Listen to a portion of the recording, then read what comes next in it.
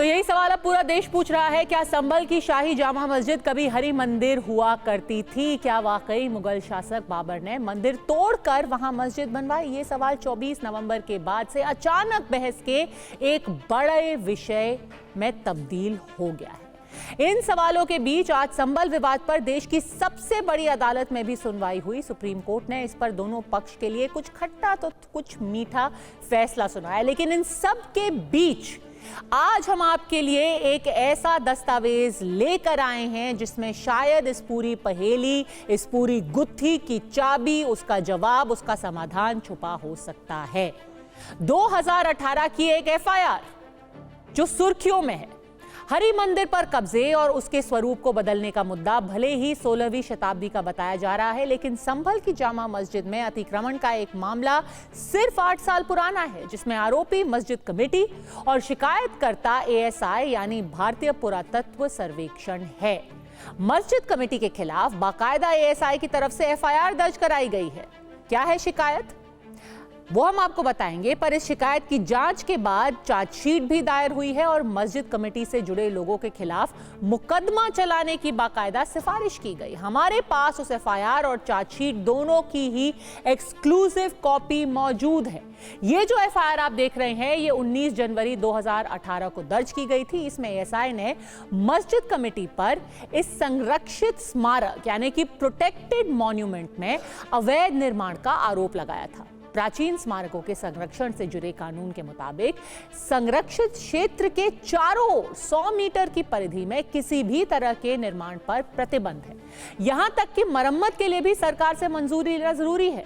लेकिन इस कानून को तोड़कर मस्जिद कमेटी ने संभल के इस प्रोटेक्टेड मॉन्यूमेंट में अवैध निर्माण ही नहीं किया, वहां पर अतिक्रमण भी किया। संभल के कोतवाली थाने में दर्ज एफआईआर नंबर 38/18 पर जांच के दौरान जामा मस्जिद कमेटी से जुड़े 13 लोग आरोपी पाए गए।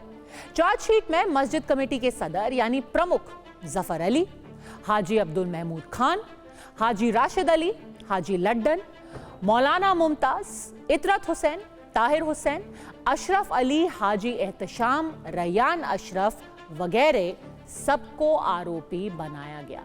चार्जशीट के मुताबिक जामा मस्जिद में इन रसूखदार शख्सियतों ने अवैध निर्माण और अतिक्रमण किया। इन लोगों पर दर्ज मुकदमे में 7 साल से कम की सजा का प्रावधान है। इस तरह के मुकदमे में हाई कोर्ट के आदेश के मुताबिक गिरफ्तारी नहीं हो सकती। तो ऐसे में क्या किया जाए? ऐसे में आरोपियों को सीआरपीसी की धारा 41 का नोटिस तामील करने के लिए कहा गया। लेकिन देखिए फिर क्या हुआ। जब नोटिस दिया गया, इन लोगों ने, इन आरोपियों ने, जो कि खुद इतने रसूखदार हैं, इन्होंने नोटिस लेने से ही इनकार कर दिया। चार्जशीट में यह भी लिखा है कि मस्जिद कमेटी के सदस्यों से अगर धारा 41 के नोटिस को जबरदस्ती तामील कराने का कोशिश किया जाता तो शहर में दंगे भड़कने की संभावना भी हो सकती थी। कानून व्यवस्था बिगड़ने की आशंका है क्योंकि संभल शहर सांप्रदायिक दृष्टिकोण से बहुत ज्यादा संवेदनशील है। जांच अधिकारी ने अपनी तहकीकात के आधार पर सभी 13 आरोपियों को दोषी माना और अदालत से मस्जिद कमेटी के सदर जफर अली समेत सभी आरोपियों को सजा देने की अपील भी की। यानी कि इस चार्जशीट से साफ पता चलता है कि मस्जिद कमेटी ने एक संरक्षित स्मारक के लिए जो कानून बना है उसको तोड़ा। जांच के बाद पुलिस के नोटिस को लेने से ही मना कर दिया। और सबसे बड़ा सवाल तो यह है कि एक प्रोटेक्टेड मॉन्यूमेंट, एक संरक्षित इमारत में उन्होंने यह अवैध निर्माण और परिवर्तन या संशोधन क्यों किया? इसके पीछे मंशा क्या थी? इसके पीछे क्या कोशिश की जा रही थी? क्या ये जो स्ट्रक्चर है उसके कैरेक्टर यानी कि उसको मूल रूप को धीरे धीरे बदलने की कोशिश थी? जो आशंका 2018 के केस में जताई गई वो 2024 में सच साबित हो गई। संभल सिविल कोर्ट के फैसले पर मस्जिद का सर्वे हो रहा था, लेकिन भीड़ ने इसमें बाधा डाली, पुलिस पर पथराव किया। इसमें पुलिस वाले और प्रदर्शनकारी घायल हुए और अफसोस की बात यह है कि 5 लोगों की जान भी चली गई। संभल की अदालत ने 19 नवंबर को मस्जिद में सर्वे का आदेश दिया, जिसके खिलाफ मस्जिद कमेटी सुप्रीम कोर्ट पहुंची। सिविल कोर्ट के फैसले पर रोक लगाने की अपील की गई। इस पर मुख्य न्यायाधीश जस्टिस संजीव खन्ना और जस्टिस संजय कुमार ने आज सुनवाई की और अपना फैसला सुनाया। यह फैसला थोड़ा खुशी, थोड़ा गम, थोड़ा खट्टा मीठा जैसा दोनों पक्षों के लिए था। पहली बात, सुप्रीम कोर्ट के इस फैसले में काफी अहम संदेश दिए गए हैं। मुस्लिम पक्ष को हाई कोर्ट जाने के लिए कहा गया और हाई कोर्ट को यह भी कहा गया कि जब आपको याचिका मिले तब आप उसके 3 दिन के भीतर भीतर सुनवाई कीजिए। फिर सिविल कोर्ट को यह कहा गया कि आप फिलहाल इस मामले की सारी सुनवाई पर रोक लगा दें। इस दौरान राज्य सरकार की क्या जिम्मेदारी बनती है? उनको साफ निर्देश दिया गया है कि संभल में शांति और सद्भाव का माहौल कायम रखने की जिम्मेदारी आपकी है। और जहां तक सर्वे रिपोर्ट का सवाल है, क्योंकि सर्वे आपको याद होगा 2 दिन में कर दिया गया है, अगर सर्वे रिपोर्ट तैयार हो तो एडवोकेट कमिश्नर को कहा गया है कि वो सिविल कोर्ट में ये रिपोर्ट एक सील बंद लिफाफे में सौंप दें। इस फैसले में दोनों ही पक्षों के लिए अहम संदेश ये है कि अदालत ने, और इस पे ध्यान दीजिए आप, क्योंकि अदालत ने यह कहा है कि हम मेरिट्स ऑफ द केस में किसी भी तरह की राय जाहिर नहीं करेंगे। यानी कि हम ये नहीं कह रहे हैं कि जो आपकी दलीलें हैं वो सही है या गलत हैं, इस दलील में कोई गुण दोष है, हमें इस पर फिलहाल कुछ भी नहीं कहना है। सुप्रीम कोर्ट के इस आदेश का क्या मतलब निकलता है? पहली बात तो ये कि सिविल कोर्ट में हिंदू पक्ष की याचिका खारिज नहीं हुई है, यानी कि सर्वे को किसी भी तरीके से गैर कानूनी नहीं कहा गया है। फिलहाल सर्वे का काम पूरा हो चुका है। ऐसे में अब अगर एडवोकेट कमिश्नर ने रिपोर्ट तैयार कर ली है तो वो उसे सिविल कोर्ट में दे देंगे, बशर्ते वो एक बंद लिफाफे में हो। बस उसे कोई खोलेगा नहीं, उसका जो भी उसमें लिखा गया है उसको पब्लिक में नहीं रखा जाएगा। सुप्रीम कोर्ट में अगली सुनवाई अब 6 जनवरी 2025 को इस मामले में की जाएगी। सीनियर डिवीजन के ऑर्डर को सीधे सुप्रीम कोर्ट में चुनौती दी, हाई कोर्ट को बाईपास करते हुए।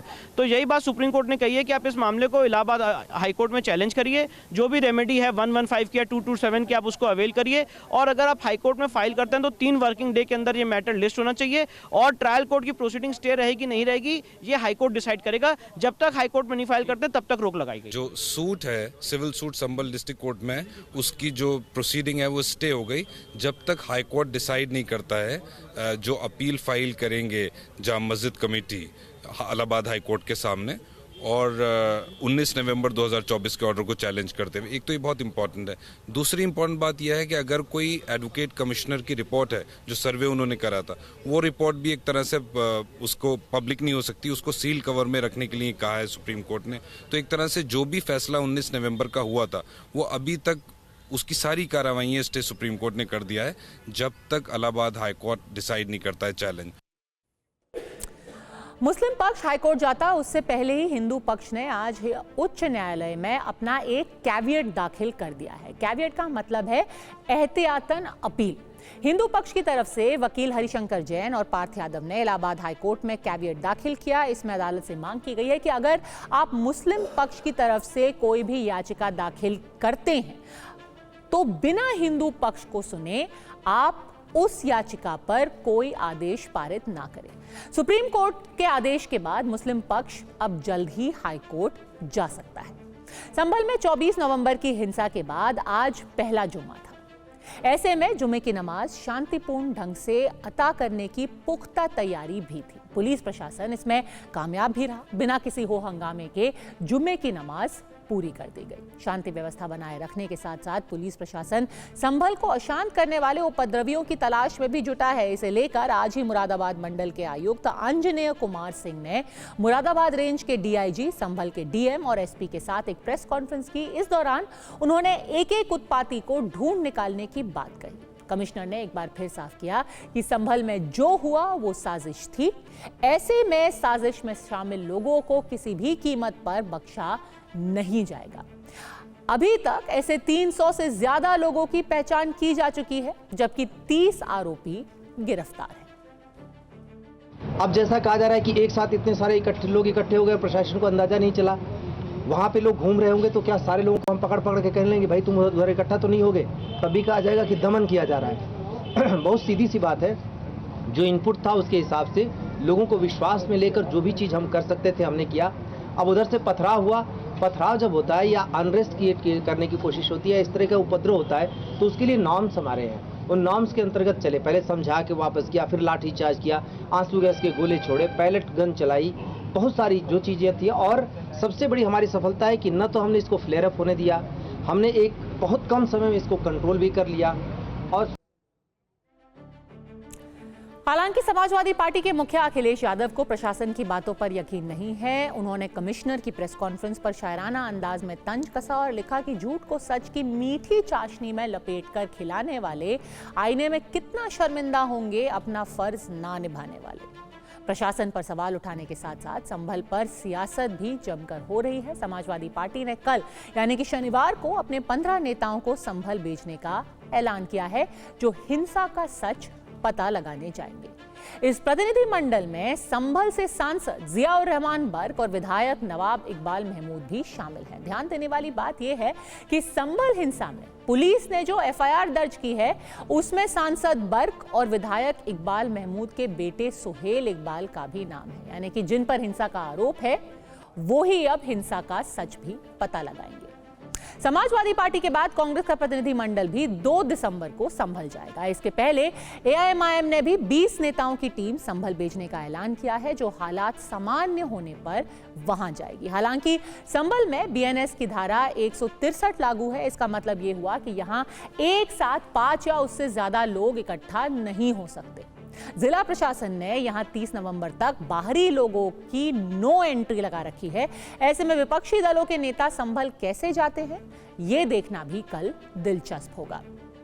हिंसा की आंच पर सियासी रोटी सेकने की कोशिश जमकर हो रही है। एक तरफ सरकार है जिसका दावा है कि वो निष्पक्ष जांच कर रही है, अगर पुलिस ने कोई कोताही की है, अगर उनकी कोई कमी रही है तो उन पर भी एक्शन होगा, लेकिन जो दंगाई हैं उनको भी चुन चुनकर सलाखों के पीछे डाला जाएगा।